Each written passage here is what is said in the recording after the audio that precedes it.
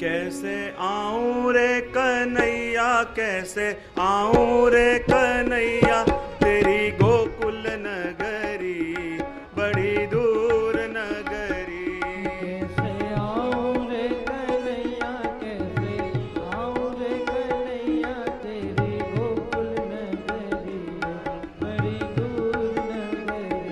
ओ कैसे आऊं रे कन्हैया, कैसे आऊं रे कन्हैया, तेरी गोकुल नगरी बड़ी दूर नगरी। कैसे आऊं रे कन्हैया, कैसे आऊं रे कन्हैया, तेरी गोकुल नगरी बड़ी दूर नगरी। बड़ी दूर नगरी रे, बड़ी दूर नगरी, बड़ी दूर नगरी बड़ी दूर नगरी। ओ कैसे आऊं रे कन्हैया, कैसे आऊं रे कन्हैया, तेरी गोकुल नगरी बड़ी दूर नगरी। कैसे आऊं रे कन्हैया, कैसे आऊं रे कन्हैया, तेरी गोकुल नगरी बड़ी दूर आओ से। नगरी।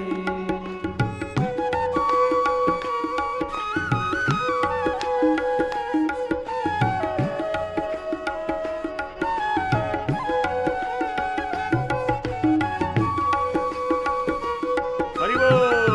नंदने ब्रिज जन रंजन, यशोदानंदने ब्रिज जन रंजन, यशोदानंदने ब्रिज जन रंजन, यशोदानंदने ब्रिज जन रंजन। जय राधा माधव, जय कुंज बिहारी, जय राधा माधव, जय कुंज बिहारी।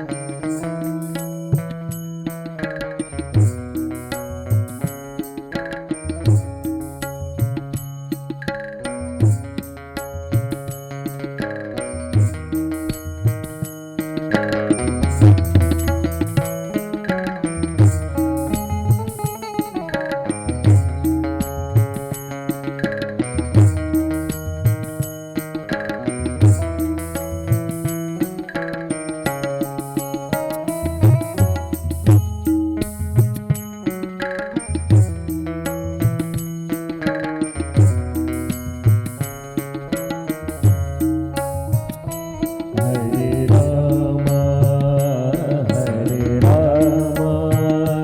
राम राम हरे हरे, हरे कृष्णा कृष्ण कृष्ण हरे हरे, हरे राम राम राम हरे हरे।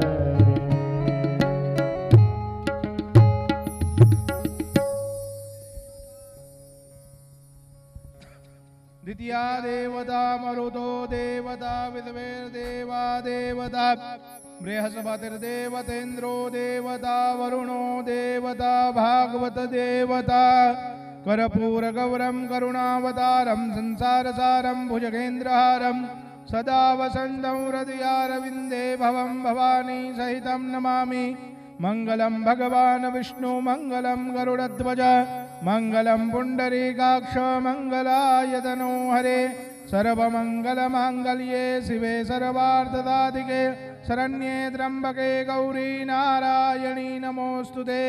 आरार्तिक्यं समर्पयामि जलेन शीतलीकरणम्। हस्ते हि देवी देवतानां अभिवंदनम्। हाथी भागवत भगवान ने आरती आपी दियो। આસ્તે દેવી દેવતાનામ અભિવંદનમ તમે લઈ જાઓ આત્મકલ્યાણાર્થે આત્માભિવંદનમ બધાને આરતી કોઈ આપી દેજો રજની કોઈ પાછળ આપી દે એટલે બધાને આપી દે બે હાથ જોડી ભાગવત ભગવાનનો નમસ્કાર ઓમ ભૂરભુવસ્વ પુરાણ પુરુષોત્તમાય નમો નમઃ પ્રાર્થના પૂર્વક નમસ્કારાન સમર્પયામિ પોથીજી પાસે યથાશક્તિ ભેદ દક્ષિણા પધરાવી પોથીજીની 4 પ્રદક્ષિણા કરવાની છે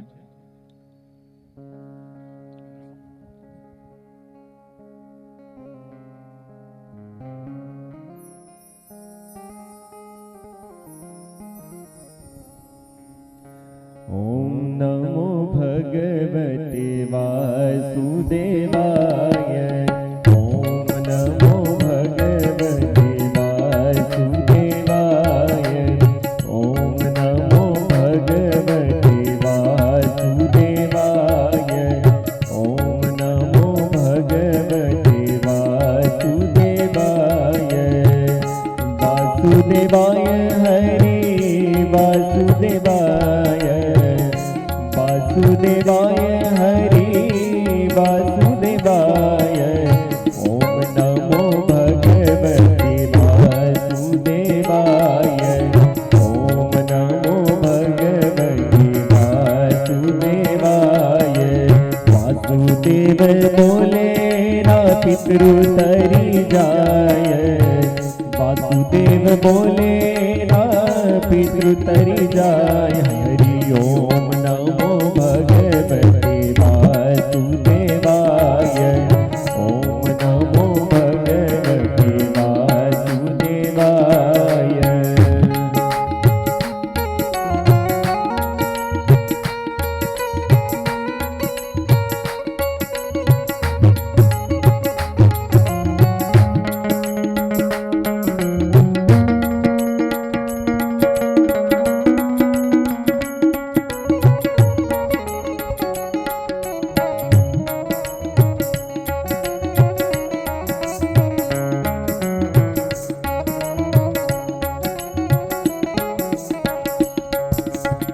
वासुदेवाय हरि वासुदेवाय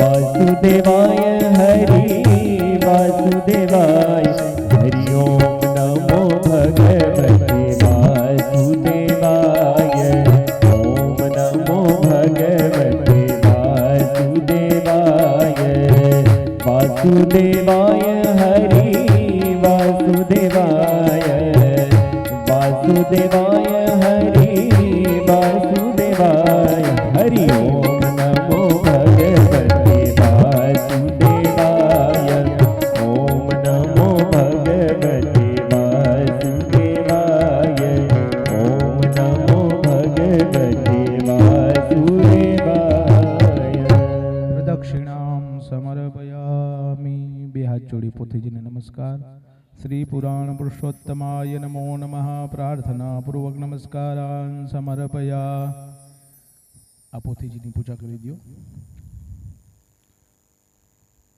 અથ મૂળ ભાગવત પૂજનમ પારાયણ જે થવાનું એ પોથીજીની પૂજા ઓમ દ્વાં ગંધર્વાય ગણસ્ત્વામ ઇન્દ્રસ્ત્વામ બૃહસ્પતિઃ ત્વામો ગદે સોમો રાજા વિદ્વાન્ય धीश की जय। श्याम सुंदर श्री यमुने महारानी की जय। नमः पार्वती पतये हर हर महादेव।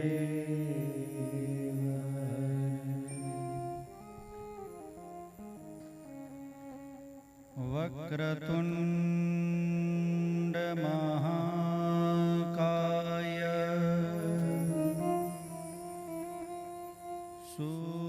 सूर्यकोटि समप्रभ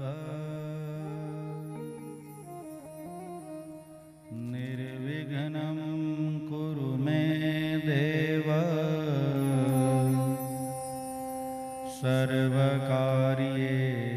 सर्वकार्येषु सर्वदा।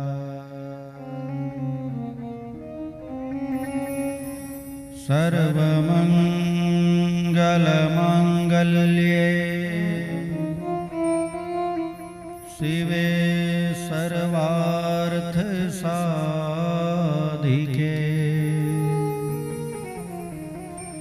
शरण्ये त्र्यम्बके गौरी नारायणी नमोऽस्तुते। नारायणं नमस्कृत्य नरं चैव नरोत्तमं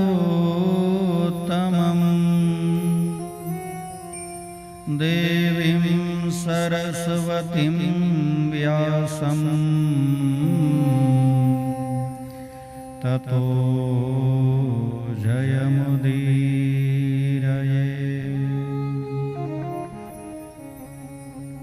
कृष्णाय वासुदेवाय हरये परमात्मने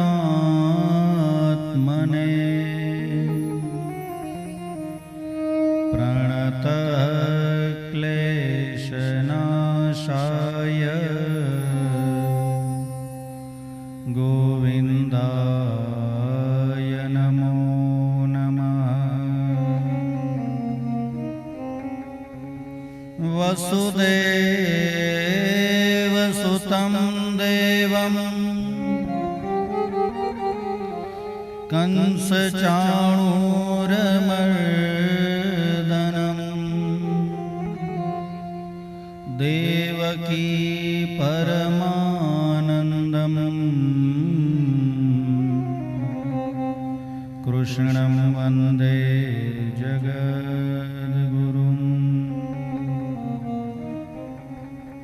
नाम संकीर्तनं यस्य सर्वपापप्रणाशनं प्रणामो दुःखशमनः तन्नमामि हरिं परम्। हरे राम हरे राम राम राम हरे हरे। हरे राम हरे राम राम राम हरे हरे। हरे कृष्णा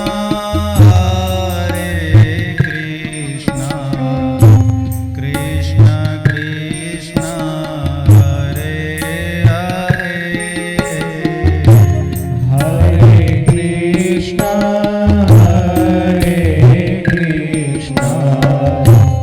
कृष्ण कृष्ण हरे हरे।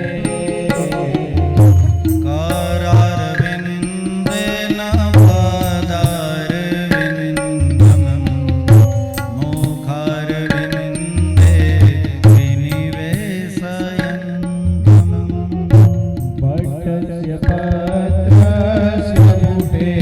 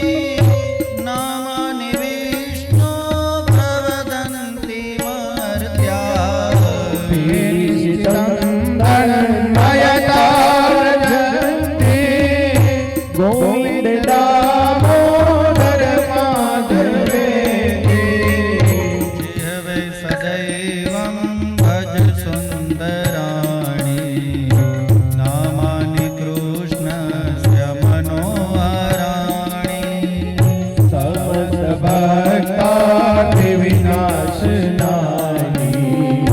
ગોવિંદ દામોદર માધવેતી ગોવિંદ દામોદર માધવેતી ગોવિંદ દામોદર માધવેતી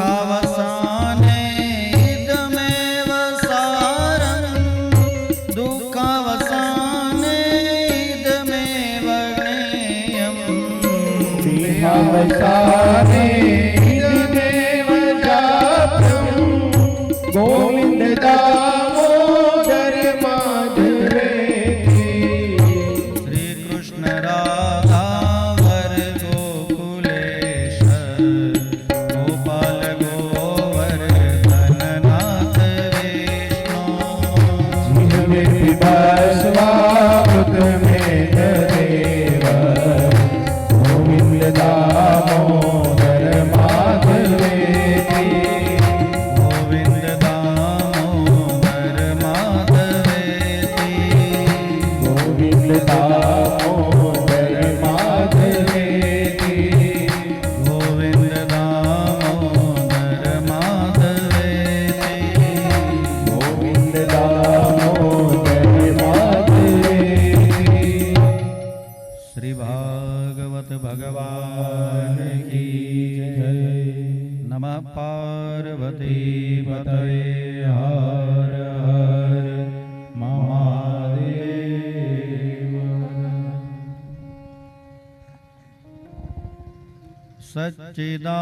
સચ્ચિદાનંદ રૂપાય વિશ્વોત્પત્યાદિ હેતવે તાપત્રય વિનાશાય શ્રી કૃષ્ણાય વયં નમઃ.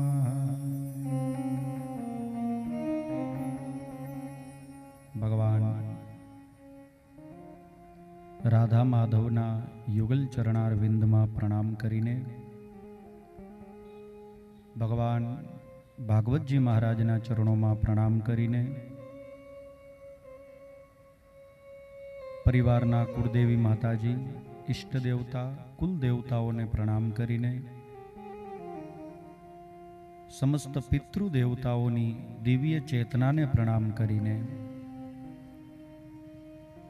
આપણે જેમના સાનિધ્યમાં બિરાજમાન છીએ એ ભગવાન ગોવર્ધનનાથના ચરણોમાં સાષ્ટાંગ પ્રણતિ નિધાન કરીને વિદ્વાન ભૂદેવોને પ્રણામ કરીને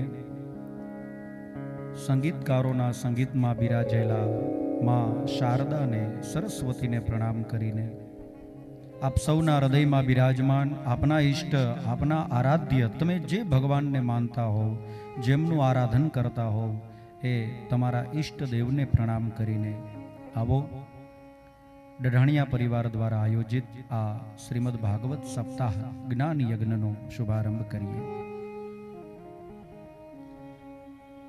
ભાગ્યોદયેન બહુજન્મ સમર્જિતેન સત્સંગ મંચ લભતે પુરુષો યદા વૈ અજ્ઞાન હેતુ કૃતમોહ મદાંધકાર નાશમ વિદાય હિ તદોદયતે વિવેકઃ. જ્યારે માણસના અનેક જન્મના પુણ્ય ભેગા થાય ને ત્યારે માણસને સત્સંગમાં બેસવાનો અવસર મળે, કથા સાંભળવાનો અવસર મળે. આપણે જેટલું માનીએ છીએ એટલું સહેલું નથી. ડઢાણિયા પરિવારનું આમંત્રણ મળ્યું અને હાલો મવડી ગ્રીન્સમાં પહોંચી જઈએ. તમે આવ્યા નથી, તમને બોલાવ્યા છે. ઠાકોરજીનો હુકમ થયો, ભગવાનની દયા થઈ, આપણા બધાના પુણ્યનો ઉદય થયો, ત્યારે આપણને આ કથામાં બેસવાનો, કથા કરવાનો અવસર મળે છે.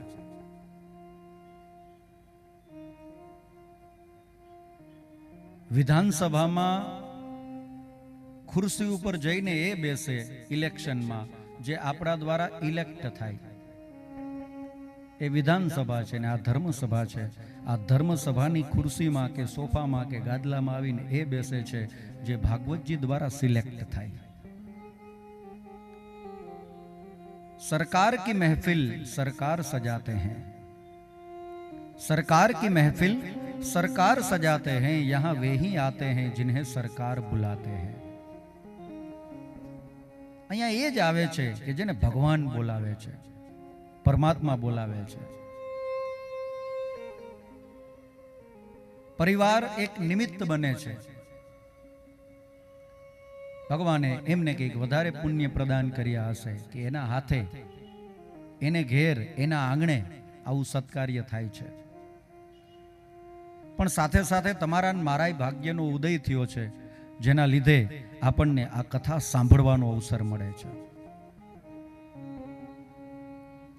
એક જન્મનું પુણ્ય ભેગું થાય ને માણસનું, તો એને મનુષ્યનો પાછો જન્મ મળે છે. 6-7 જન્મનું પુણ્ય ભેગું થાય તો એને મોક્ષ મળે છે. પણ અનેક જન્મનું પુણ્ય ભેગું થાય એને ભાગવત કથા સાંભળવાનો અવસર મળે છે.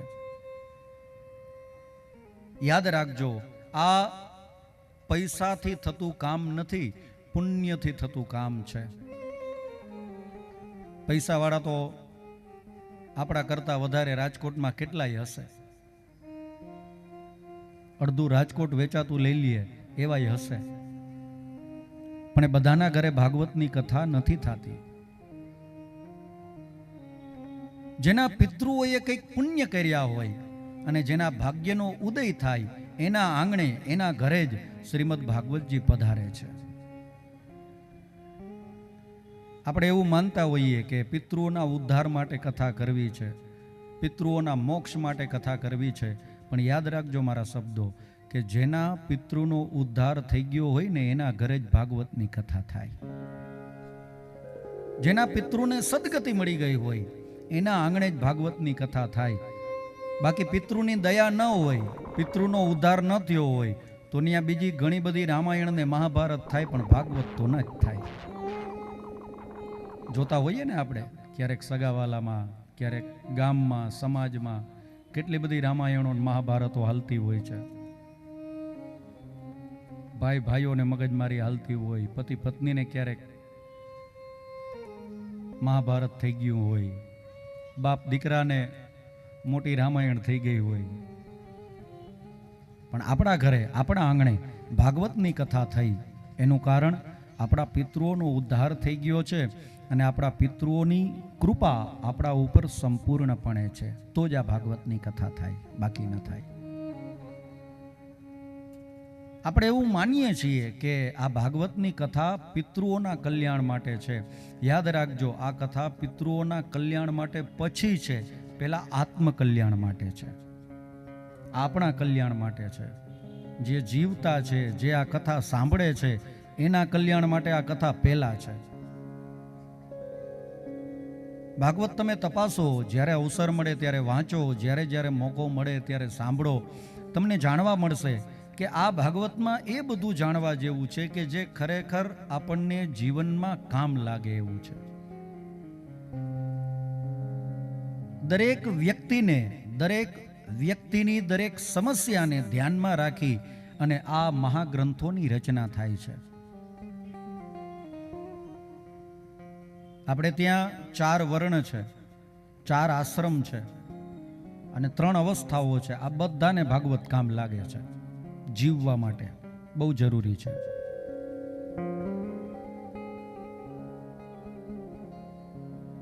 બ્રહ્મચર્યાશ્રમ હોય તોય ભલે, ગૃહસ્થાશ્રમ હોય, તમારા ને મારા જેવા ગૃહસ્થીઓ હોય તોય ભલે, વાનપ્રસ્થીઓ હોય તોય ભલે, અને કોઈ સંન્યાસીઓ હોય તોય ભલે, બધા માટે આ ભાગવત છે. એવી જ રીતે 4 વર્ણ, બ્રાહ્મણ વર્ણ, ક્ષત્રિય વર્ણ, વૈશ્ય વર્ણ, શૂદ્ર વર્ણ, બધા માટે આ કથા છે. જીવનની 3 અવસ્થાઓ છે, બાલ્યાવસ્થા, યુવાવસ્થા અને વૃદ્ધાવસ્થા. તો આ ત્રણેય માટે આ કથા છે. બાળકો માટે ઘણું બધું જાણવા જેવું છે આ ભાગવતમાં. જેની અવસ્થા યુવાન છે એમણે પણ આ ભાગવત સાંભળવું જોઈએ, અને જે વૃદ્ધ છે એમણે સાંભળવું જોઈએ. ઘણા એવું માનતા હોય ને કે આપણે આમંત્રણ આપીએ ને કે હાલો ભાઈ, મવડી ગ્રીન્સમાં ડઢાણિયા પરિવાર દ્વારા સરસ ભાગવત કથાનું આયોજન થયું છે અને કથા સાંભળવા આવો, તો અમુક લોકોના મોઢે સાંભળેલું એ શું કે ખબર? હજી ક્યાં કથા સાંભળવાની ઉંમર થઈ છે, હજી ક્યાં ભગવાનનું નામ લેવાની ઉંમર થઈ છે. ભગવાનનું નામ લેવાની અને કથાઓ સાંભળવા માટેની કોઈ ચોક્કસ ઉંમર નથી. બધા આ કથા સાંભળી શકે છે. એવું ક્યાંય લખેલું નથી કે બુઢા થાવ પછી જ માળા હાથમાં લેવાય, પછી જ હવેલીએ દર્શન કરવા માટે જવાય, ઠાકોરજીની ઝાંખી માટે જવાય, એવું ક્યાંય નથી લખ્યું. પછી જ ભક્તિ થાય, તમે વૃદ્ધ થાવ પછી જ, એવું નથી. જો આવું હોત તો 5-7 વર્ષના ધ્રુવ અને પ્રહલાદને ભગવાન મળ્યા જ ન હોત, ખાલી સબરી જેવાને જ મળ્યા હોત, મીરાબાઈ જેવાને ભગવાન મળ્યા જ ન હોત. 3 અવસ્થાઓ, 4 આશ્રમો, 4 વર્ણ, બધા માટે આ કથા છે. ભાગવતનું જ્યારે પ્રથમ સ્કંદની શરૂઆત થાય, મંગલાચરણ થાય, મંગલાચરણ પછી સીધા જ બીજા શ્લોકમાં શ્રીમદ ભાગવતનો વસ્તુ નિર્દેશ કર્યો છે કે આ ભાગવતમાં શું છે, આ ભાગવતમાં શેનું વર્ણન છે. તમે આખું ભાગવત વાંચશો, દરેક જગ્યાએ તમને આટલી વસ્તુ જોવા મળશે. ધર્મ પ્રોજિત કૈતવોત્ર પરમો નિર્મત્સરાણામ સતામ વેદ્યમ વાસ્તવમત્ર વસ્તુ શિવદમ તાપત્રયોન્મૂલનમ શ્રીમદ ભાગવતે મહામુનિકૃતે કિંવા પરૈરીશ્વરઃ સદ્યો રુદ્ય વરુદ્ય તેત્ર કૃતિભિઃ શુશ્રૂષુભિઃ તત્ક્ષણાત. માણસ માટેનો જે સૌથી પહેલો પ્રાથમિક ધર્મ છે એ પ્રાથમિક ધર્મનું નિરૂપણ અહીંયા કરેલું છે. અને માણસનો સૌથી પહેલો ધર્મ શું છે? ધર્મની ઘણી બધી જગ્યાએ ઘણા બધા વિદ્વાનો દ્વારા, ઘણા બધા ગ્રંથો દ્વારા અલગ અલગ વ્યાખ્યાઓ આપવામાં આવી છે. પણ શ્રીમદ ભાગવત કોને ધર્મ માને છે? સવૈ પુંસામ પરો ધર્મો યતો ભક્તિરધોક્ષજે. તમને ભગવાન સાથે પ્રેમ થઈ જાય ને, આનાથી મોટો બીજો એકેય ધર્મ નથી. ભગવાન સાથે પ્રેમ થઈ જાય. ને આપણો સ્વભાવ છે, આપણે જેને પ્રેમ કરીએ ને એનું બધું માનીએ. એમ કે બકા જમી લીધું, બકો જમી લે, ભલે ભૂખ્યો હોય પણ એ કેક જમી લે એટલે બકો જમી લે.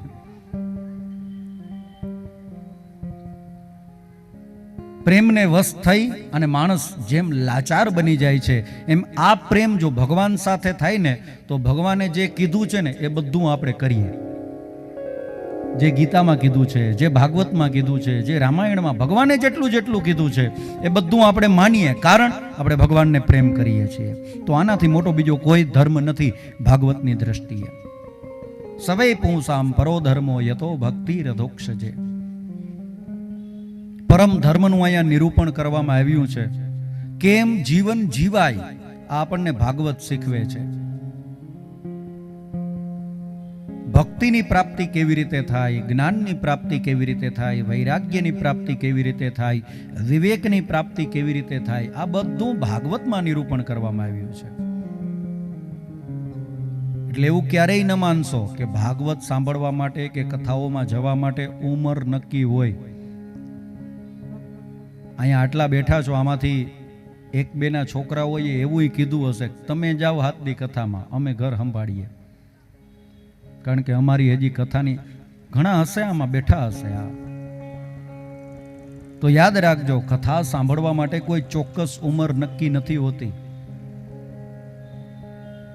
તમને આશ્ચર્ય લાગશે, શ્રીમદ ભાગવતમાં તો એવું કીધું છે કે જેને ભાગવત કથા સાંભળવાનો અવસર મળે અને જે ન સાંભળે ને ભાગવતની કથા, એનાથી મોટો દુનિયામાં બીજો કોઈ મૂર્ખો નથી. શબ્દ તો એવો વાપર્યો છે કે એનાથી મોટો દુનિયામાં બીજો કોઈ ગધેડો નથી. આ મારા શબ્દો નથી, ભાગવતમાં લખેલું છે. ભાગવત સાંભળવાનો મોકો મળે અને તમે ભાગવતની કથા ન સાંભળો તો એનાથી મોટો ગધેડો દુનિયામાં બીજો કોઈ નથી. વ્યાસજી મહારાજે ભાગવતજીમાં શ્લોક લખ્યો છે,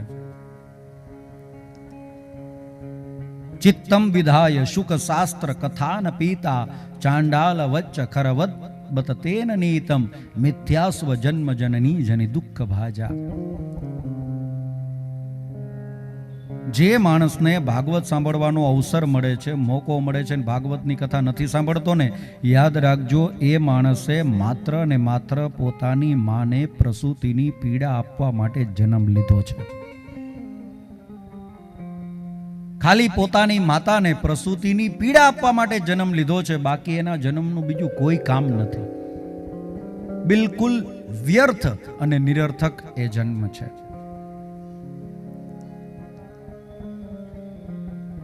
અમુક અમુક ભાગ્યશાળીઓ એવા હશે, આપણી વચ્ચે બેઠા હશે, કાલ રાત સુધી નક્કી નહીં હોય કે મારે કથા સાંભળવા જવું છે, પણ અત્યારે સવારે તમારી મારી વચ્ચે બેસીને કથા સાંભળતા હશે.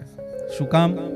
ભગવાને બોલાવ્યા છે, એના ભાગ્યનો ઉદય થયો છે, એટલા માટે ભાગવતની કથા સાંભળવા માટે આવ્યા છે. અને અમુક અમુક એવાય હશે, કાલ રાત સુધી કહેતા હશે કે અમે આવશું, અમે આવશું, અમે આવશું, પણ અત્યારે હાજર નહીં હોય. એનું કારણ ભાગવતજીનું એને કેણ નથી, ભાગવતજીનું એને નિમંત્રણ નથી. તમે વિચાર તો કરો, આપણે બધા કેટલા ભાગ્યશાળી છીએ. રોજ ભગવાનને મળવા માટે આપણે જઈએ, પણ આજે ભગવાન આપણને મળવા માટે આવ્યા છે. આપણે જઈએ ને, હવેલીએ જઈએ, ભગવાનના દર્શન કરવા માટે મંદિરે જઈએ, પણ વિચાર કરો, આજે ભગવાન તમને મળવા માટે આવ્યા છે, તમારા આંગણે આવ્યા છે, તમારા ઘેર આવ્યા છે. તો આપણે કેટલા ભાગ્યશાળી. સબરીને કુબજા જેવા વર્ષોથી રાહ જોતા હતા, અને પછી ભગવાન આવ્યા હતા, તો એ સબરીને કુબજા કેવા રાજી થયા હતા. આજે આપણો ઠાકોર, આપણો પરમાત્મા, આપણા ભગવાન ગોવર્ધનનાથ સામે ચાલીને આપણને મળવા માટે આવ્યા છે. એટલા માટે તો વૈષ્ણવો ગાતા હોય ને, પોતાનો ભાવ પ્રગટ કરતા પ્રભુને કહેતા હોય, હે આજની ઘડી તે રડિયામણી, હે હારે ધન્ય આજની ઘડી તે રડિયામણી. હે જી મારા વાલોજી પધાર્યાની વધામણી, જી રે મારા પ્રભુજી પધાર્યાની વધામણી, જી રે આજની ઘડી તે રડિયામણી. હારે સખી આજની ઘડી તે રડિયામણી, હારે સખી આજની ઘડી તે રડિયામણી, હારે સખી આજની ઘડી તે રડિયામણી. વાલોજી પધાર્યાની વધામણી, જી રે મારા બાલાજી પધાર્યાની વધામણી, જી રે હે મારા પ્રભુજી પધાર્યાની વધામણી, જી રે મારા પ્રભુજી પધાર્યાની વધામણી, જી રે આજની ઘડી તે રડિયામણી. હારે સખી આજની ઘડી તે રડિયામણી, હારે ધન્ય આજની ઘડી તે રડિયામણી, હારે ધન્ય આજની ઘડી તે રળિયામણી. આજની ઘડી તે રળિયામણી. આપણે કેવું પ્રેમથી ગાતા હોઈએ, એનું કારણ આપણે એટલા રાજી થઈએ, એટલા આનંદમાં આવીએ કે આપણા ભગવાન આપણને મળવા માટે આવ્યા છે. અને આપણી વચ્ચે જે આ બિરાજમાન છે ગ્રંથ, એ કોઈ સામાન્ય પુસ્તક નથી, કોઈ કવિએ લખી નાખેલી કોઈ સામાન્ય કવિતા નથી, કોઈ લેખકે લખી નાખેલો કોઈ સામાન્ય લેખ નથી. અને કોઈ સામાન્ય લેખ હોત, કોઈ સામાન્ય કવિતા હોત તો રાજકોટની ગલીઓમાં આ ગ્રંથને માથે રાખીને આપણે નાચતા, રમતા અને કૂદતા ન હોત. આપણે આ ગ્રંથની પૂજા કરીએ છીએ, આ ગ્રંથની પરિક્રમાઓ કરીએ છીએ, એને માથે લઈએ. એનો મતલબ કે આપણું જે આત્મસન્માન છે, આમાં વિશલ વાગે છે. શંકરભાઈ બંધ કરો.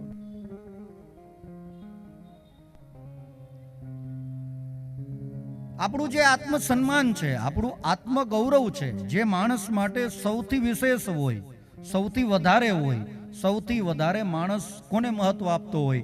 પોતાના આત્મસન્માનને.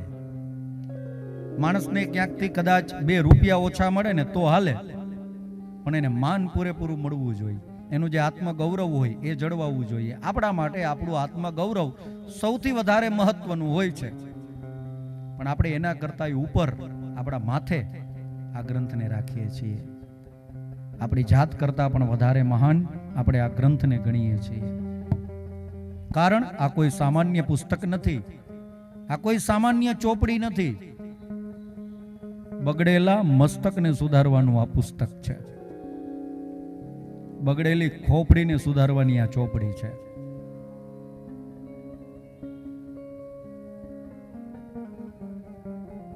આના એક એક અક્ષરમાં બ્રહ્મ બિરાજે છે, એક એક અક્ષરમાં.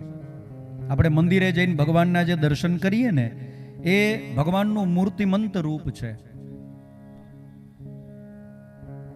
પણ અહીંયા ભગવાનનું આ અક્ષર બ્રહ્મ રૂપ છે. આના એક એક અક્ષરમાં ભગવાન બિરાજે છે, એક એક અક્ષરમાં પરમાત્મા બિરાજે છે. ભાગવતજીને બેઠા બેઠા ખાલી દૂરથી તમે નમસ્કાર કરો ને તોય ભવો ભવના પાપ બળીને ભસ્મ થઈ જાય. ભાગવતજીની પરિક્રમા કરો, પ્રદક્ષિણા ફરો, તોય જીવનમાં અત્યાર સુધીમાં જેટલા પણ પાપ થયા હોય એ બધા પાપોમાંથી તમે છૂટી જાઓ છો. આટલો પવિત્ર ગ્રંથ છે આ શ્રીમદ ભાગવત, જે પોતાના જીવનમાં ભલે ને એક જ વખત શ્રીમદ ભાગવતની કથા સાંભળે એનું જીવન ધન્ય બને છે ને બને છે. એમાં 2 મત નથી. જીવનને ધન્ય બનાવવા માટેનો આ ગ્રંથ છે. એટલે જ્યારે જ્યારે અવસર મળે, મોકો મળે, ત્યારે ત્યારે આ કથા સાંભળવી જોઈએ. જેટલો સમય મળે એટલો. 7 દિવસ સાંભળી શકો પૂરેપૂરી કથા તો વિશેષ છે, પણ 7 દિવસ અવસર ન મળે તો 4-5 દિવસ કથા સાંભળો, 2-4 દિવસ કથા સાંભળો, 1 દિવસ કથા સાંભળો, 1 કલાક કથા સાંભળો, ભાગવતનો એક શ્લોક સાંભળો. અરે ભાગવતનો એક અક્ષર સાંભળો ને તો એ જીવન ધન્ય બની જાય છે. ભગવાન આપણને મોક્ષ આપે છે.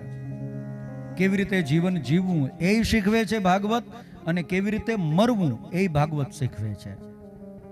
આ ભાગવતની શરૂઆત જ ત્યાંથી થઈ છે. ભાગવતની કથા આપણને મળી એનું કારણ જ આ છે. પરીક્ષિતજી મહારાજને શ્રાપ લાગ્યો છે કે આજથી 7મા દિવસે તક્ષક નાગ કરડવાથી પરીક્ષિતનું મૃત્યુ, અને એના લીધે સુખતાલ ક્ષેત્રમાં આવ્યા છે અને સુખદેવજી મહારાજને પૂછે છે કે જેનું મૃત્યુ નજીક હોય એને શું કરવું જોઈએ. અને ત્યારે સુખદેવજી મહારાજે પરીક્ષિતને આ ભાગવતની કથા કીધી છે. આ ભાગવતની કથા મોતને સુધારવા માટે છે. જીવનને ધન્ય તો બનાવે જ છે, પણ કેમ મરવું એ ભાગવત શીખવે છે. કેમ જીવવાની સાથે સાથે કેમ મરાય એ ભાગવત શીખવે છે. ડઢાણિયા પરિવાર નિમિત્ત બન્યો. મુખ્ય હેતુ તો આ ભાગવત કથાનો પિતૃ મોક્ષાર્થે આ કથા થઈ રહી છે, પણ આત્મકલ્યાણાર્થે એના માટે પણ આ કથા કરવાનો એક હેતુ છે. આપણી આ કથા 2 સત્રમાં છે, સવારે 9 થી 12 અને બપોરે 3 થી 6. રોજ આ સમયમાં કથા થશે. અને કથાનો પહેલો દિવસ હોય ને એ વ્યવસ્થાનો દિવસ હોય. કેવી રીતે ક્યાં કેમ વ્યવસ્થા ગોઠવવી, એ કથાનો પહેલો દિવસ આખો પૂરો થાય ને પછી બધી વ્યવસ્થાઓ ગોઠવાય.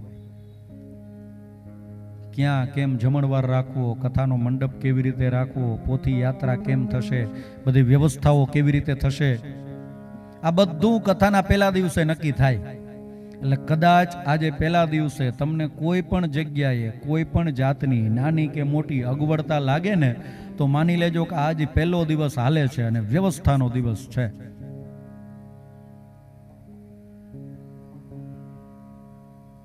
પહેલો દિવસ વ્યવસ્થાનો અને પહેલા દિવસનું પહેલું સત્ર એ પોથી યાત્રાનું સત્ર છે. ધામે ધૂમે સરસ આપણે પોથી યાત્રા કરી. શ્રીનાથજી ભગવાનના સાનિધ્યથી લઈ અને આપણા મવડી ગ્રીન્સ પાર્ટી પ્લોટ કથા મંડપ સુધી, આપણા વૃંદાવન ધામ સુધી વાજતે ગાજતે કેવા નાચતા હતા તમે બધા, કેવા નાચતા હતા. મને જોઈને ખબર પડી કે તમે રમવાના બધા શોખીન છો. નંદભાઈઓ અમારે મન મૂકીને કરવો પડશે. અને રમી રમીને કેવા થાકી ગયા કે એનો થાક હજી તમારા મોઢા ઉપર દેખાય છે. અમુક ને તો એટલો થાક દેખાય છે, મને અહીંયા બેઠા બેઠા વિચાર આવે છે કે હું આ બોલું છું એને સમજાય છે કે નહીં. આ બધું જે પાણી હું અહીંયાથી રેડું છું બધું દોણીમાં જાય છે કે બધું ઢોળાય છે ખબર નથી પડતી. અમુકને એટલો બધો થાક લાગી ગયો અને અમુકની હજી વાતુંય નથી ખૂટી, હજી વાતું હાલે છે. આ વાત નીકળી એટલે કહી દઉં, જુઓ ભાગવત છે ને, ભાગવત એ આપે શાંતિ, જીવનમાં આપે શાંતિ પણ માગે શાંતિ. તમે ક્યારેક ટ્રાય કરજો, અહીંયા ઊભા એક વ્યક્તિ બોલજો કે બધા તમને ધ્યાન દઈને સાંભળે. તમે બોલતા હો, બધા ધ્યાનથી સાંભળતા હોય અને એમાં વચ્ચે કંઈક વિક્ષેપ થાય ને એટલે આખી એક સમાધિ ભાષા તૂટી જાય. કથા મંડપની, સભા મંડપની એક મર્યાદાઓ છે, એ મર્યાદાઓને આપણે ધ્યાનમાં રાખવી જોઈએ. અહીંયાથી કથા ચાલે છે, સામે બધા કથા સાંભળે છે, પણ કોઈ એકાદ બે વ્યક્તિના લીધે જે બોલે છે અથવા તો ગાય વગાડે છે એનું ધ્યાન ભંગ થાય તો સામે બેઠેલા બધાનું બગડે.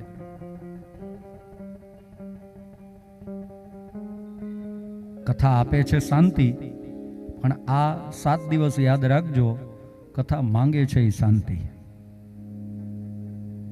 શાંતિ રાખો તો શાંતિ મળે.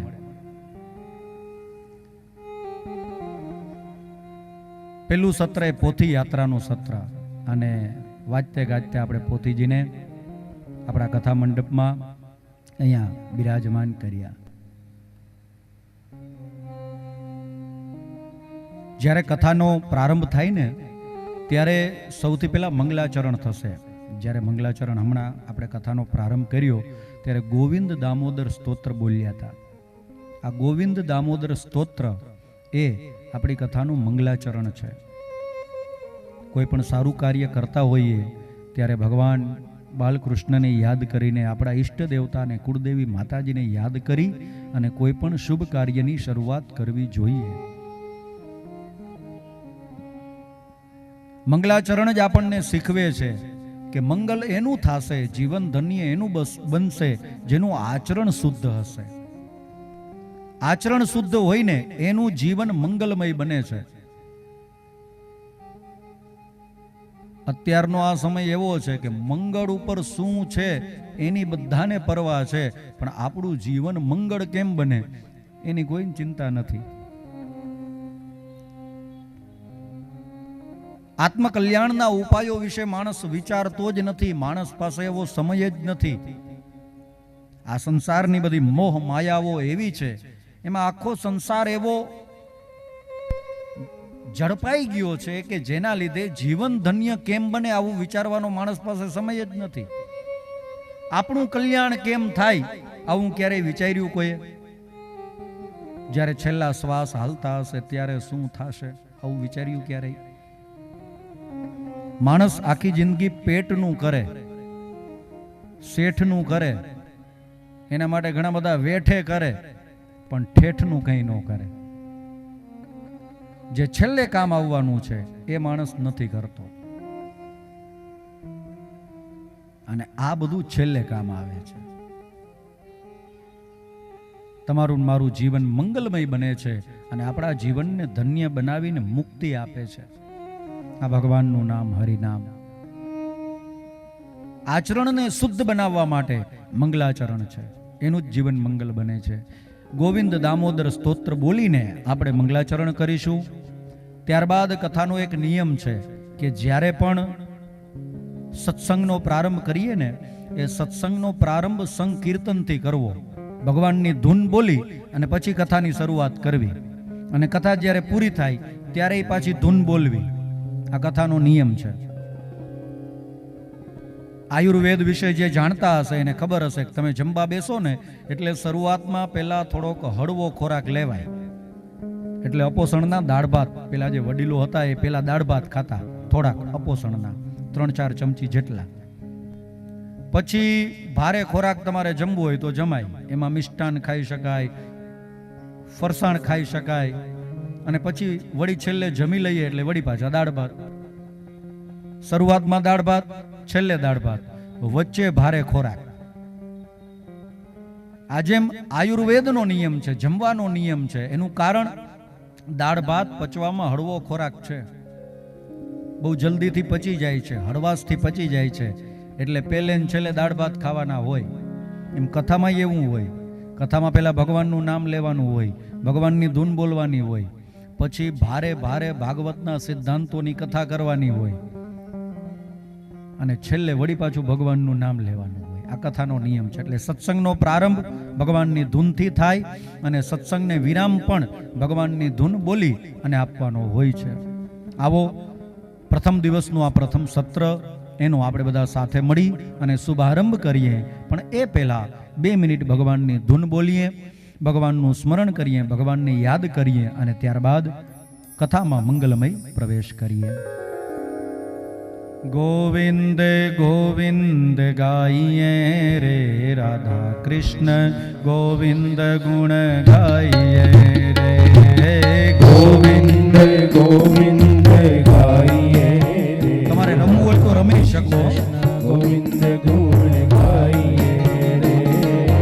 ગોવિંદ ગોવિંદ ગાઈએ રે રાધા કૃષ્ણ, ગોવિંદ ગુણ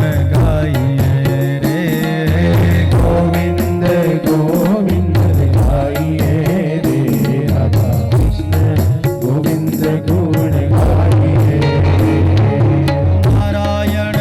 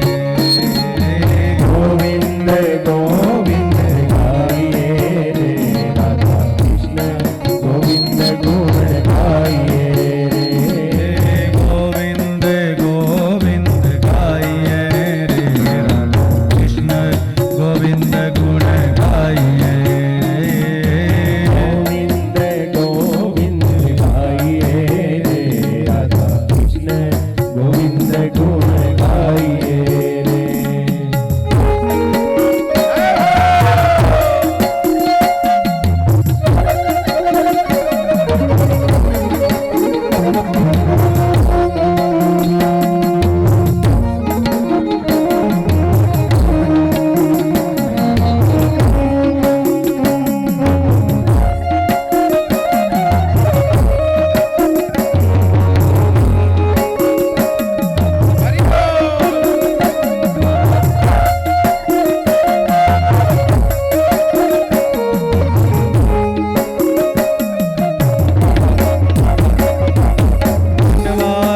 बनवारी गाइए रे प्यारी गोपियों के बनवारी गाइए रे बनवारी बनवारी गाइए रे प्यारे गोपियों के बनवारी गाइए बनवारी बनवारी गाइए रे प्यारी गोपियों के बनवारी गाइए रे बनवारी बनवारी गाइए रे प्यारे गोपियों के बनवारी गाइए तुलसी के नटवर को गाइए रे राधा कृष्ण गोविंद गुण गाइए रे तुलसी के नटवर को गाइए रे राधा कृष्ण गोविंद गुण गाइए रे नरसी के नटवर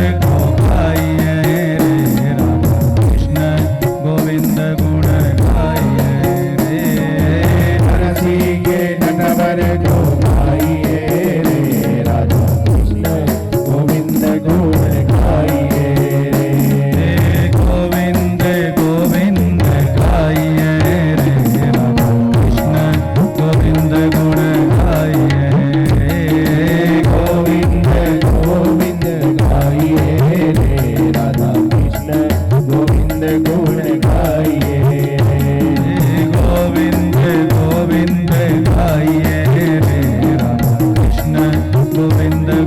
गाइए रे गोविंद गोविंद गाइए रे राधा कृष्ण गोविंद गुण गाइए रे गोविंद गोविंद गाइए रे राधा कृष्ण गोविंद गुण गाइए गोविंद गोविंद गाइए कृष्ण गोविंद गुण गाइए गोविंद गोविंद गाइए रे राधा कृष्ण गोविंद गुण गाइए गोविंद गोविंद गाइए कृष्ण गोविंद गुण गाइए गोविंद गोविंद गाइए रे राधा कृष्ण गोविंद गुण गाइए गोविंद गुण गाइए राधा कृष्ण गोविंद गुण गाइए गोविंद गुण गाइए राधा कृष्ण गोविंद गुण गाइए गोविंद गुण गाइए राधा कृष्ण गोविंद गुण गाइए श्री भागवत भगवान की जय सच्चिदानंद रूपाय विश्वोत्पत्त्यादिहे तवे तापत्रय विनाशाय श्रीकृष्णाय वयं नुमः। आवो મંગલમય કથામાં મંગલમય પ્રવેશ કરીએ. ભાગવતની કથા શરૂ થાય એ પહેલા શ્રીમદ ભાગવતમાં મહાત્મ્ય કથા આપેલી છે. આપણે જે ભાગવતની કથા સાંભળવાની છે એનું શું મહત્વ છે, એનું શું મહાત્મ્ય છે, શા માટે આ કથા સાંભળવી જોઈએ. 6 અધ્યાયમાં ભાગવત શરૂ થાય એ પહેલા ભાગવતનું મહાત્મ્ય આપ્યું છે, આનું શું મહત્વ છે. અને આ ભાગવતનું મહાત્મ્ય સ્કંદ પુરાણમાં કહેવામાં આવ્યું છે. પદ્મ પુરાણમાં પણ ભાગવતનું મહાત્મ્ય લખવામાં આવ્યું છે. ભાગવત પૂરું થાય ત્યાં સ્કંદ પુરાણનું મહાત્મ્ય આપેલું છે. જ્યારે ભાગવત શરૂ થાય ત્યારે પદ્મ પુરાણનું મહાત્મ્ય આપેલું છે. પદ્મ પુરાણ આ ગ્રંથનો મહિમા ગાય છે. આપણે ત્યાં 18 પુરાણ છે, એમાંનું એક પુરાણ પદ્મ પુરાણ. આ પદ્મ પુરાણ ભાગવતનો મહિમા ગાય છે. ભાગવતે પોતે પોતાના વખાણ નથી કર્યા. જુઓ, કોઈ મોટો માણસ હોય ને, એ ક્યારેય પોતે પોતાના મોઢે પોતાના વખાણ ન કરે, બડા બડાઈ ના કરે, બડા ન બોલે બોલ, હીરા મુખ સે ન કહે કે લાખ હમારા મોલ. હીરો હોય ક્યારે એવું કહે કે મારી આ કિંમત છે, હું આટલાનો છું. સોનીની દુકાને જાઓ, એમાં તમે ડાયમંડ જુઓ, ક્યારે જોયું કે સોનીના શોકેસમાંથી ડાયમંડ બારે આવીને બોલ્યો હોય કે મારી આ કિંમત છે?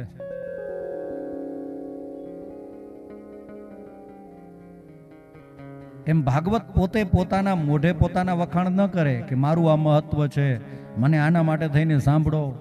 નહીં, એનું મહત્વ મહાત્મ્ય પદ્મ પુરાણે ગાયું છે. 6 અધ્યાયમાં મહાત્મ્યની કથા છે.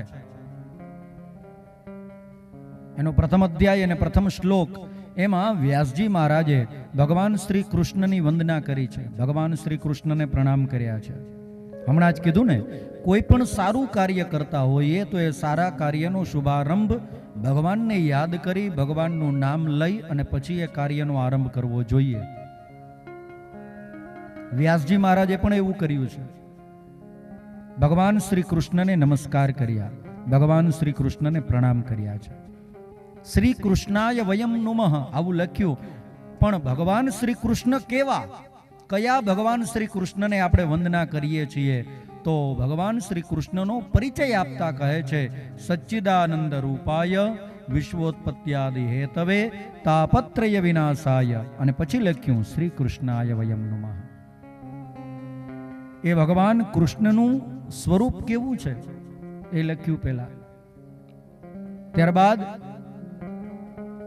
એમનું સામર્થ્ય શું છે, એ શું કરી શકે એ કીધું. ત્રીજા પદમાં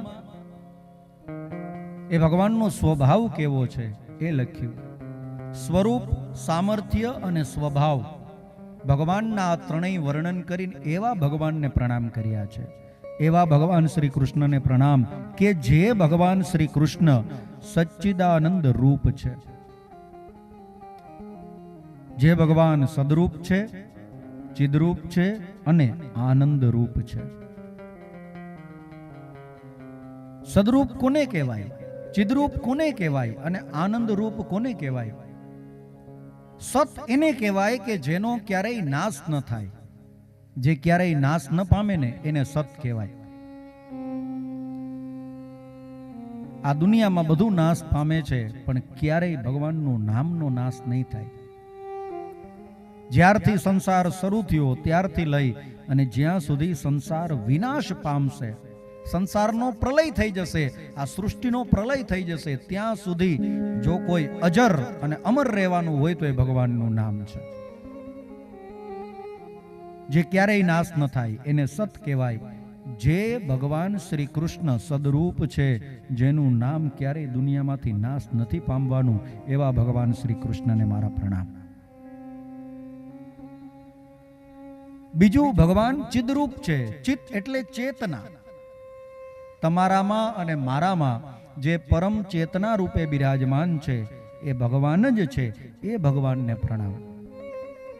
જુઓ, આપણે જીવીએ છીએ, પણ એમાં જીવવામાં આપણે સ્વતંત્ર નથી. આપણને કોક જીવાડે છે એટલે જીવીએ છીએ. જ્યારે એ જીવાડવાનું બંધ થશે પછી આપણે નહીં હોય. માણસના જન્મ, મરણ, જસ, અપજસ, લાભ, હાનિ આ કંઈ માણસના હાથમાં નથી હોતું.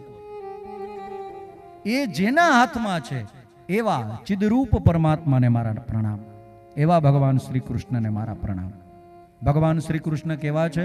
સદરૂપ, બીજું ચિદરૂપ અને ત્રીજું આનંદ રૂપ. ભગવાન સ્વયં આનંદ છે. ક્યારેય તમે જોયું? હવેલીએ જાઓ, ભગવાનના મંદિરે જાઓ, ભગવાનની છબીના તસવીરના ક્યારેક દર્શન કરો, ઝાંખી કરો.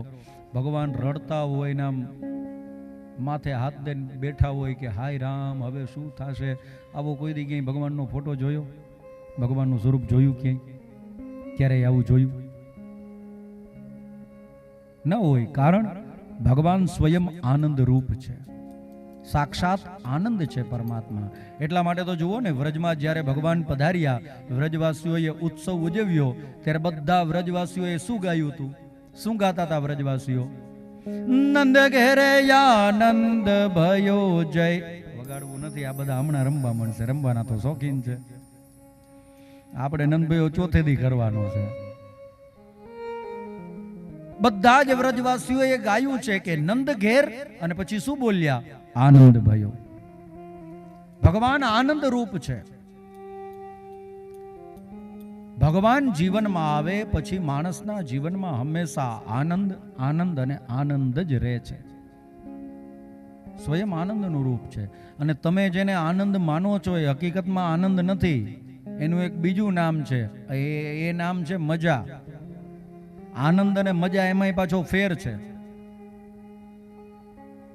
આનંદ અંદરથી પ્રગટે છે ને મજા બહારથી આવે છે. મજાને માધ્યમની જરૂર છે, આનંદને કોઈ માધ્યમની જરૂર નથી. એ તો વિના કારણે પ્રગટે. મજા થોડીક વારની હોય અને આનંદ એ નિતાંત હોય, સદૈવ હોય. એને આનંદ કહેવાય. અને મજાની સૌથી મોટી ખામી એ છે કે એની હગ્ગી માસિયાર બેન છે અને એનું નામ છે સજા. મજાની પાછળ સજા હોય પણ આનંદની કોઈ સજા નથી. આનંદના આશીર્વાદ છે. ભગવાન આનંદ રૂપ છે, પરમાત્મા આનંદ રૂપ છે. એવા ભગવાન શ્રી કૃષ્ણ કે જે આનંદ રૂપ છે, એને મારા પ્રણામ. આગળ કહે છે, ભગવાનનું સામર્થ્ય બતાવ્યું કે ભગવાન શ્રી કૃષ્ણને પ્રણામ તો ખરા, પણ એ ભગવાન શું કરી શકે? શું કામ પ્રણામ કરવા જોઈએ? વિશ્વોત્પત્તિ આદિ હેતવે. જે આ વિશ્વની ઉત્પત્તિ કરે છે, ભરણ પોષણ કરે છે, અને સમય આવે ત્યારે સંહાર કરે છે. આ જગતને બનાવે છે કોણ? ભગવાન બનાવે છે. આ જગતને હલાવે છે કોણ? ભગવાન હલાવે છે. અને આ જગતનો સમય આવીએ સંહાર કરે છે કોણ? ભગવાન કરે છે. જે આ જગતની ઉત્પત્તિ કરે છે, પાલન પોષણ કરે છે અને સંહાર કરે છે, એવા પરમાત્માને મારા પ્રણામ. એવા ભગવાન શ્રી કૃષ્ણને મારા નમસ્કાર. અને હવે ભગવાનના સ્વભાવની વાત કરી છે. ભગવાનનો સ્વભાવ કેવો છે? તો લખે છે વ્યાસજી, તાપત્રય વિનાશાય શ્રી કૃષ્ણાય વયમ નુમઃ. તાપત્રય વિનાશાય શ્રી કૃષ્ણાય વયમ નુમઃ. વિજયભાઈ એ વિજયભાઈ પછી કરાવજો. કથા વિરામ હોય ને 12 વાગે ત્યારે.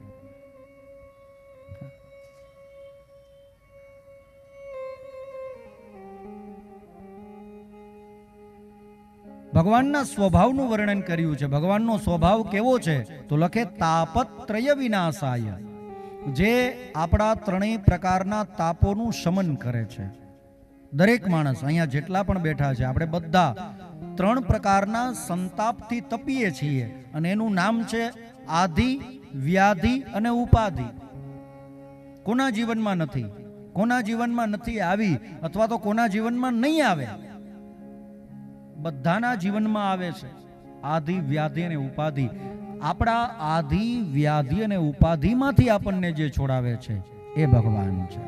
એવા ભગવાનને પ્રણામ કર્યા છે. આ ભગવાનનો સ્વભાવ છે. ભક્તોને એમના જીવનમાં આધિ, વ્યાધિ અને ઉપાધિમાંથી છોડાવવા આ ભગવાનનો સ્વભાવ છે. માણસ ગમે એવો હોય પણ ક્યારેય પોતાની પ્રકૃતિ ન છોડે. આપણામાં કહેવત છે ને, સિંદડી બળે પણ વળ ન જાય. અને પ્રકૃતિ એ પ્રાણ સાથે જ જાય. ક્યારેય કોઈ માણસ પોતાનો સ્વભાવ ન છોડી શકતો હોય તો ભગવાન પોતાનો સ્વભાવ ક્યારેય ન છોડે. ભગવાન પણ પોતાનો સ્વભાવ નથી છોડતા. અને આ ભગવાનનો સ્વભાવ છે ભક્તોના આધિ વ્યાધિ અને ઉપાધિને દૂર કરવા. એ ભગવાનનો સ્વભાવ છે. તમે આધિ કોને કહેશો, વ્યાધિ કોને કહેશો, ઉપાધિ કોને કહેશો? જે સુખ માણસના જીવનમાં છે નહીં એ દુઃખને આધિ કહેવાય. એ સુખને મેળવવા માટે માણસ જે વલખા મારે છે, એના માટે જે દુઃખી થાય છે, એ દુઃખને વ્યાધિ કહેવાય. અને એ સુખ મળ્યા પછી એ સુખને કેવી રીતે સાચવી રાખવું, આના માટેની જે મનમાં ગડમથલ હાલે ને, એને ઉપાધિ કહેવાય. આમ ન સમજાય તો તમને સમજાય એવી ભાષામાં એક દાખલો આપીને સમજાવું. માનો કે કોઈને ત્યાં કઈ સંતાન ન હોય તો એને ત્યાં સંતાન નથી, દીકરો કે દીકરી નથી, એ એનું જે દુઃખ છે ને એને આધિ કહેવાય. સંતાન કેવી રીતે મેળવીશું એના માટે એ જે ચિંતા કરે, જે વલખા મારે, જે વેદ પાસે જાય, ડોક્ટર પાસે જાય, જ્યોતિષીઓ પાસે જાય, કોઈ તીર્થ સ્થાનમાં જાય, દેવ સ્થાનકોમાં જાય, આજે કરે ને એને વ્યાધિ કહેવાય. અને પછી ભગવાનની દયાથી, ઠાકોરજીની કૃપાથી સંતાન જન્મે અને પછી વેજા હચવાય નહીં અને એ જે કરાવે ને એને ઉપાધિ કહેવાય.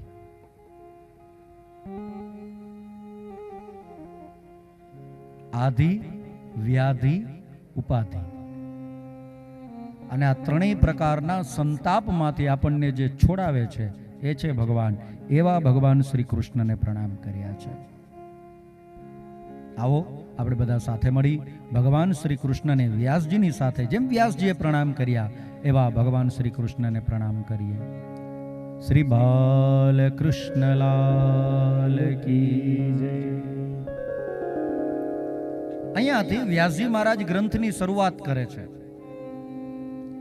ભગવાન શ્રી કૃષ્ણને પ્રણામ કર્યા અને પછી તરત વ્યાસજી મહારાજ પોતાના દીકરાને પ્રણામ કરે છે. વ્યાસજીના દીકરા છે સુખદેવજી મહારાજ. હવે ક્યાંય સાંભળ્યું કે કોઈ બાપ ઉભો થઈને દીકરાને પગે લાગે? અને એ કોઈ સામાન્ય માણસ નહીં. હા, અમુક અમુક એવી હમણાં જેમ કીધું એમ વેજા હોય આમ પગે લગાવે ઘણા મા બાપને. પણ વિવેકની દ્રષ્ટિએ જોઈએ તો ક્યારેય કોઈ બાપ પોતાના દીકરાની વંદના ન કરે, અને જો કરે તો માનવું પડે કે દીકરો મહાન છે. અને એમાંય વંદના કરવા વાળા મહર્ષિ વેદવ્યાસજી હોય તો, કે જેણે 18 મહાપુરાણ રચ્યા છે, 18 પુરાણોની રચના કરી છે, એવા મહર્ષિ વેદવ્યાસજી અને એ પોતાના દીકરાને પ્રણામ કરતા હોય, સુખદેવજીને યાદ કરીને સુખદેવજીની વંદના કરતા હોય, તો આપણે એટલું સમજવું જોઈએ કે આ સુખદેવજી કંઈક મહાન વિભૂતિ છે. કોણ છે આ સુખદેવજી? આ સુખદેવજી મહર્ષિ વેદવ્યાસજીના દીકરા છે. એક વખત મહર્ષિ વેદવ્યાસજી પોતાના નિત્ય કર્મ પ્રમાણે દરરોજ યજ્ઞ કરતા. પોતાના આશ્રમમાં, સમ્યાપ્રાસ નામના આશ્રમમાં વ્યાસજી દરરોજ યજ્ઞ કરતા. એક વખત યજ્ઞ કરવાનો હતો અને યજ્ઞમાં જે અગ્નિ પ્રગટાવવાનો હોય ને, એ અગ્નિ પ્રગટાવવા માટે મહર્ષિ વેદવ્યાસજી અરણી મંથન કરતા હતા.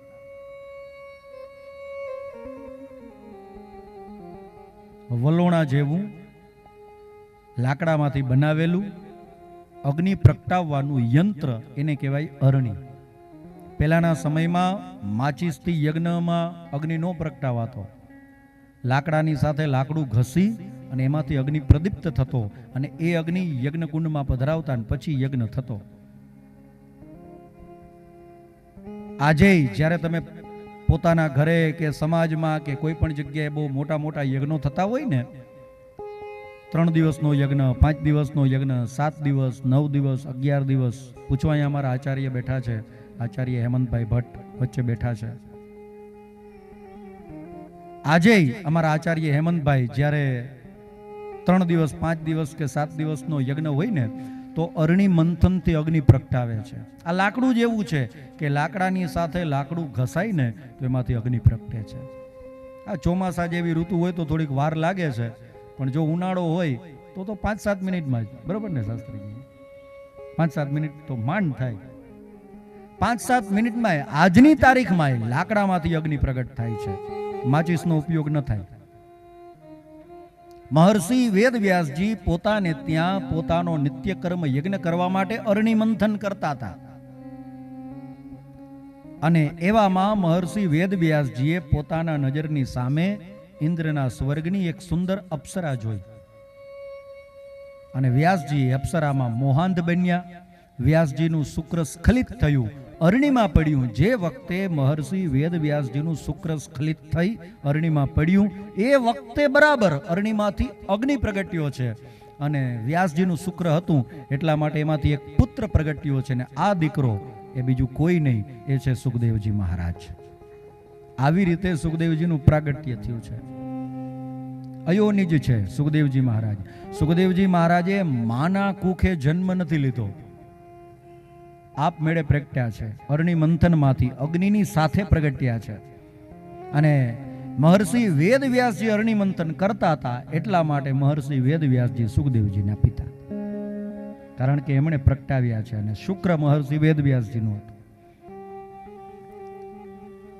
સુખદેવજી મહારાજ જેવા પ્રગટ્યા ને એટલે મહર્ષિ વેદવ્યાસજી પોતાના દીકરાને પોતાની નજરની સામે જોઈ અને તરત વિચારે છે કે મારો દીકરો જોતો ખરા કેવડો મોટો છે. સુખદેવજી મહારાજનો જન્મ જ 16 વર્ષે થયો.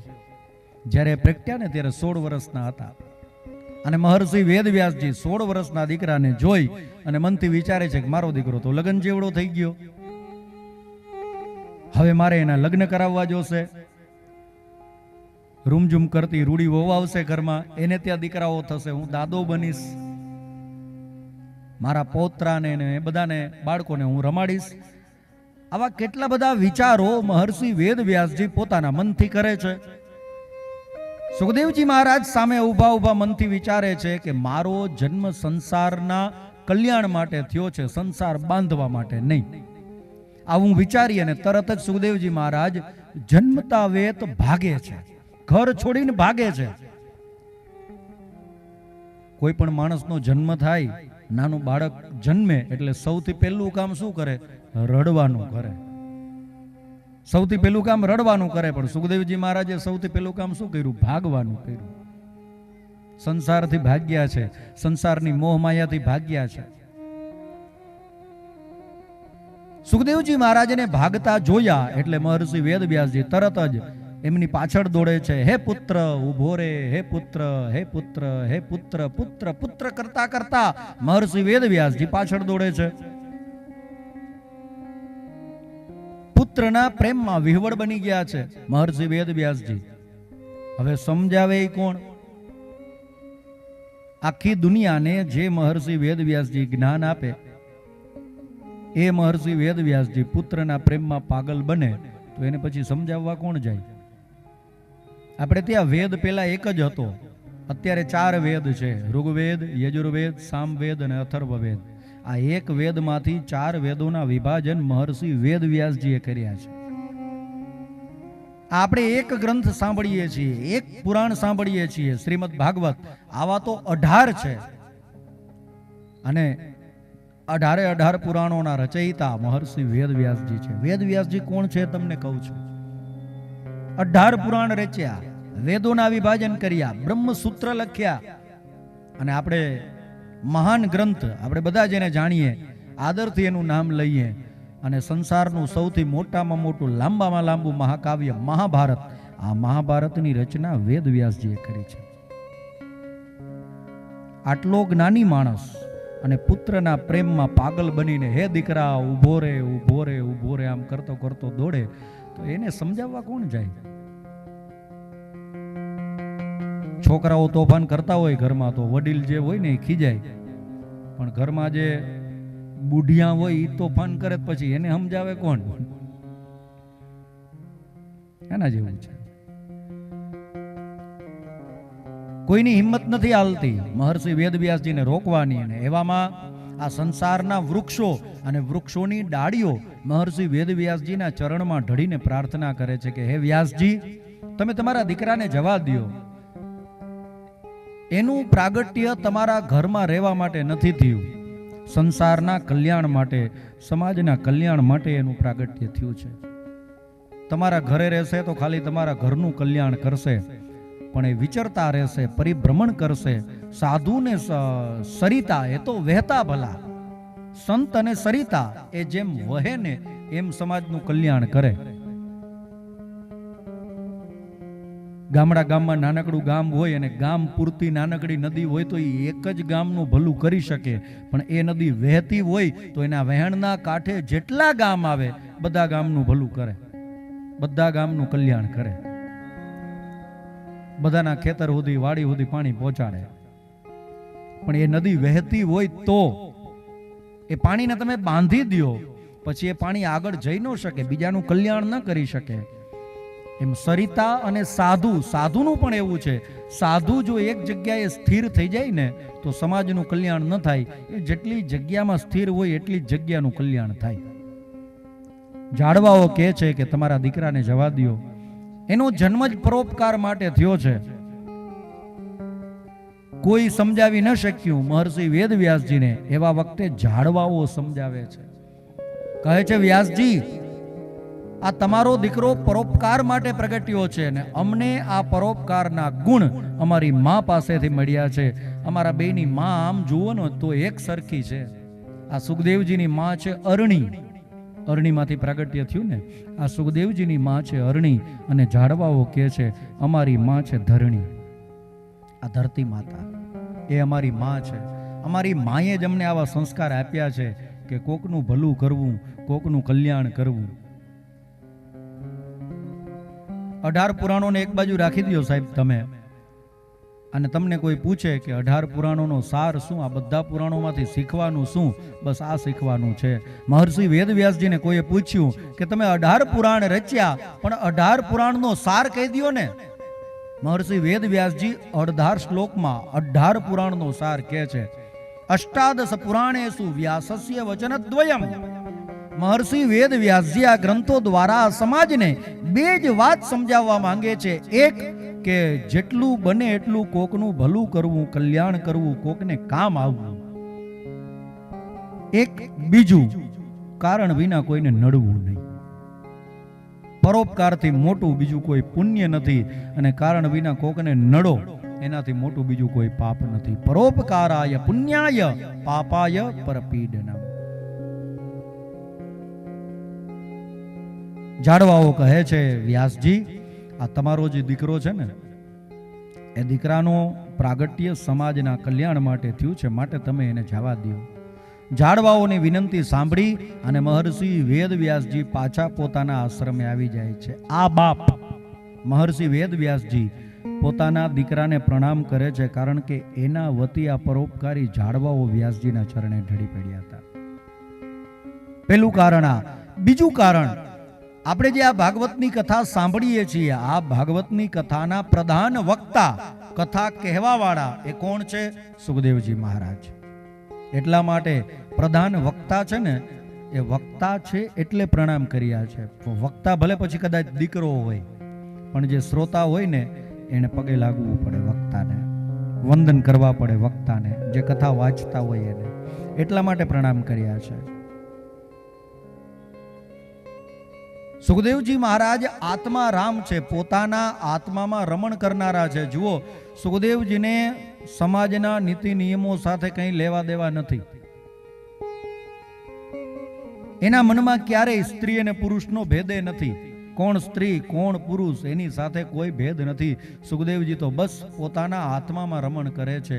એના માટે સ્ત્રીઓ અને પુરુષો બધા સમાન છે. સુખદેવજી માટે સુખ અને દુઃખ સમાન છે. સુખદેવજી મહારાજ માટે તડકો અને છાંયો પણ સમાન છે. સુખદેવજી મહારાજ જ્યારે ઘર છોડીને ભાગતા હતા ને, પાછળ વ્યાસજી મહારાજ દોડતા હતા, એમાં વચ્ચે રસ્તામાં એક નદી આવી હતી, અને આ નદીમાં અમુક સ્ત્રીઓ સ્નાન કરતી હતી. સુખદેવજી મહારાજ જ્યારે નદીના કાંઠેથી નીકળ્યા ત્યારે સ્ત્રીઓ નદીમાં જેમ સ્નાન કરતી હતી એમની એમ સ્નાન કરતી રહી. એમાં કંઈ એણે ફેરફાર ન કર્યો. પણ જેવા મહર્ષિ વેદવ્યાસજી નદીની બાજુમાંથી પસાર થયા ને, એટલે બધી જ સ્ત્રીઓ ગળા સુધી પાણીમાં બેસી જાય છે. મહર્ષિ વેદવ્યાસજી બે હાથ જોડીને પેલી સ્ત્રીઓને પૂછે છે કે હમણાં અહીંયાથી મારો દીકરો નીકળો તો તમને તમારી લાજ, આબરૂ, શરમ કંઈ લાગ્યું નહીં, અને હું જેવો નીકળો એટલે તરત તમે ગળા સુધી પાણીમાં બેસી ગઈ, મને જોઈને તમને શરમ આવી. આનું કારણ? પેલી સ્ત્રીઓ જવાબ આપે છે કે મહર્ષિ વેદવ્યાસજી, તમે એવું માનો છો કે અમે સ્ત્રીઓ છીએ અને તમે પુરુષ છો. તમારા મનમાં સ્ત્રી અને પુરુષનો ભેદ છે, પણ હમણાં જે અહીંયાથી નીકળ્યા ને તમારા દીકરા સુખદેવજી મહારાજ, એના મનમાં સ્ત્રી અને પુરુષનો કોઈ ભેદ જ નથી.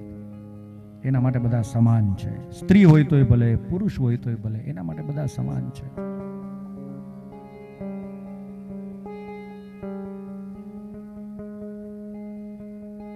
પોતાનામાં જે જીવ છે, પોતાનામાં જે આત્મા છે, આ જીવ, આ જ આત્મા આ સંસારમાં બિરાજમાન છે. આવી દ્રષ્ટિ જ્યારે કેળવાઈ જાય ને એટલે માની લેજો તમારી કથા સફળ. આપણને આપણા માટે જે વિચાર આવે છે ને એ દુનિયા માટે નથી આવતા. આત્મનઃ પ્રતિકૂલાની પરેશામ ન સમાચરેત. યાદ રાખજો, જે વાણી, વર્તન, વ્યવહાર, વસ્તુ તમને તમારા માટે પસંદ નથી એ તમારે બીજા માટે કરાય નહીં. તમને તમારું અપમાન ન ગમતું હોય, કોક તમારું અપમાન કરે અને તમને ન ગમતું હોય તો એના ઉપરથી તરત એ શીખી લેવાનું કે આપણે કોઈનું અપમાન કરાય નહીં. કોઈ આવીને આપણને ઝાપટ મારી જાય, એ આપણને ન ગમે તો એના ઉપરથી એ શીખવાનું કે આપણે કોઈને ઝાપટ મરાય નહીં. કોઈ આવીને તમારા કામ બગાડે, તમને નડે, તમને ન ગમે તો તમારે કોઈના કામ બગાડાય નહીં, તમારે કોઈને નડાય નહીં. બસ આ શીખી લેવાય. આટલું કરો ને એટલે ભજન થઈ ગયું. ભગવાન બહુ જલ્દી મળી જશે. બહુ પુણ્ય થાય તો સારી વાત છે, ન થાય તો વાંધો નહીં, પણ જેટલા ન કરવાના છે એ બંધ કરી દો ને તોય ભગવાન આવી જાય છે. आदत बुरी सुधार लो बस हो गया भजन. ओ आदत बुरी सुधार लो बस हो गया भजन. मन की तरंग मार लो बस हो गया भजन. मन की तरंग मार लो बस हो गया भजन. आदत बुरी सुधार लो बस हो गया भजन. दृष्टि में तेरी दोष है दुनिया निहारती. જે દુનિયાને જુએ છે, જે દોષ છે ને એ દ્રષ્ટિમાં છે. दृष्टि में तेरे दोष है दुनिया निहारती. समता का अंजन आंज लो बस हो गया भजन. समता का अंजन आंज लो बस हो गया. आदत बुरी सुधार लो बस हो गया. અમે ભાગવત કથાકારો ભાગવત કથા કરી અને દુનિયાને સુધારવા નથી નીકળ્યા. અમે તો બસ અમારું કલ્યાણ કરીએ છીએ. ભગવાનના બે નામ અમારા મોઢે લેવાય આવું ઈચ્છી, આવું માની અને ભગવાનના નામ લઈએ છીએ. પણ જ્યાં કથા કરવા જઈએ ત્યાં જેટલા પણ લોકો કથા સાંભળવા માટે આવે છે એ બધા લોકોમાંથી કોઈ એક વ્યક્તિની કોઈ એક ખરાબ આદત છૂટી જાય ને એટલે અમે એવું માની લઈએ છીએ કે અમારી કથા સફળ થઈ ગઈ અને ડઢાણિયા પરિવારે જે કથા કરીને લેખે લાગી ગઈ. બધાને સુધારવા એ અમારા હાથની વાત નથી ભાઈ. કેટલાય આવીને વયા ગયા, કોઈ દુનિયાને સુધારી નથી શક્યું. આ દુનિયાએ તો ભગવાનને હેરાન કર્યા છે. દુનિયાના કહેવાથી સતી સીતાજીને વનમાં જવું પડ્યું હતું, તો આ દુનિયાને અમે શું સુધારી શકવાના? પણ આટલા માણસોમાંથી હવે પછી જે કથામાં આવશે એ લોકોમાંથી કોઈ એક વ્યક્તિની એક ખરાબ આદત છૂટી જાય ને એટલે અમે એમ માની લઈએ કે અમારી આ કથા મવડી ગ્રીન્સમાં જે થઈ એ સફળ થઈ ગઈ. સુખદેવજી મહારાજની વંદના કરી અને ત્યારબાદ મહાત્મ્ય કથાનો શુભારંભ કરે છે. પણ મારી ઘડિયાળમાં 12:05 થઈ છે. આમ તો 6 થઈ છે. તમે કયો તો આગળ કથા લઉં, અને જો તમે કયો તો બપોર પછી 3 વાગે લઉં. જમી લઈ પેલા, નહીં પ્રસાદ લઈ લઈએ. આમે કહેવત છે ને કે ભૂખા ભજન ના હોય ગોપાલા, આલે તારી કંઠી ને આલે તારી માળા. ભોજન પ્રસાદ લઈએ. બપોરનું સત્ર બરાબર 3 વાગ્યે શરૂ થશે. હું એવી આશા રાખીશ કે આ બધા 2:45 વાગ્યે કથા મંડપમાં આવી અને બિરાજમાન થજો. મેં પહેલા કીધું એમ કે દરરોજ આપણી કથા 2 સત્રમાં પ્રવાહિત થશે, 9 થી 12 અને 3 થી 6. સવારના સત્રને, પોથી યાત્રાના સત્રને આપણે અહીં વિરામ આપીએ છીએ. બરાબર 3 વાગ્યે મળીશું. પણ આવો, મેં કીધું એમ કથાને વિરામ આપીએ ત્યારે 2 મિનિટ ભગવાનનું નામ લેવું, ભગવાનનું નામ લઈએ, ભગવાનની ધૂન બોલીએ અને પ્રથમ સત્રને વિરામ આપીએ. હે કૃષ્ણ ગોવિંદ ગોવિંદ ગોપાલા, કૃષ્ણ ગોવિંદ ગોવિંદ ગોપાલા, કૃષ્ણ ગોવિંદ ગોવિંદ ગોપાલા, કૃષ્ણ ગોવિંદ ગોવિંદ ગોપાલા. હે ભજ મુરલી મનોહર નંદલાલા, ભજ મુરલી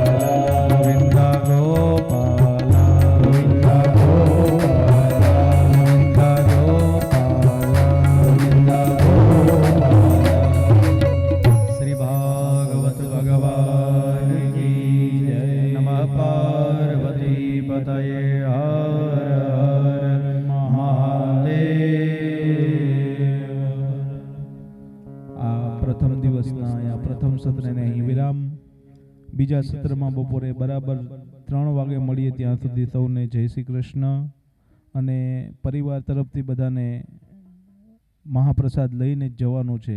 અહીંયા મહાપ્રસાદની વ્યવસ્થા છે, એટલે બધાએ બપોરનું મહાપ્રસાદ જમી અને પછી જવાનું છે.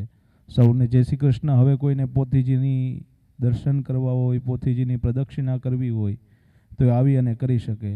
ચાલુ કથા દરમિયાન નહીં થઈ શકે, પણ અત્યારે બધા આવી 12 થી 3 ની વચ્ચે પોથીજીના દર્શન કરી શકે છે, પોથીજીની પ્રદક્ષિણા કરી શકે છે.